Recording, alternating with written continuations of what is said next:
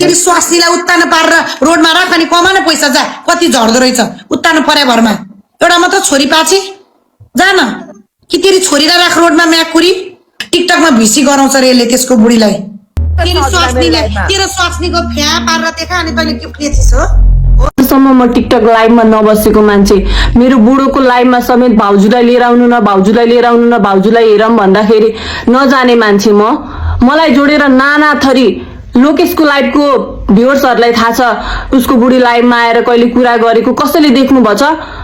आजसम्म लाइभ बस्न नजान्ने मान्छेलाई जोडेर तेरो बुढी यस्ती तेरो बुढीलाई उत्तानो पार तय तेरो बुढीलाई कोठीमा बिकाइस् कतिचोटि बिकाइस् तेरो बुढी नबिक्नी भई त नबिक्नी भइस् तेरो बुढोले राखेको छ तँलाई बिकाएर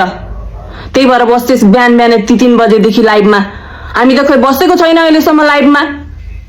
एउटा आइमे मान्छे भएर आइमेको इज्जत गर्न जान्दिनेस् अझ स्वस्तानी माताको कसम खाने के सोचेर तैँले स्वस्तानी माताको कसम खाएर भस्म होस् भन्दैछिस् स्वस्तानी माताको कसम खान पनि तँलाई लाज लाग्नु पर्ने हो बुझिस्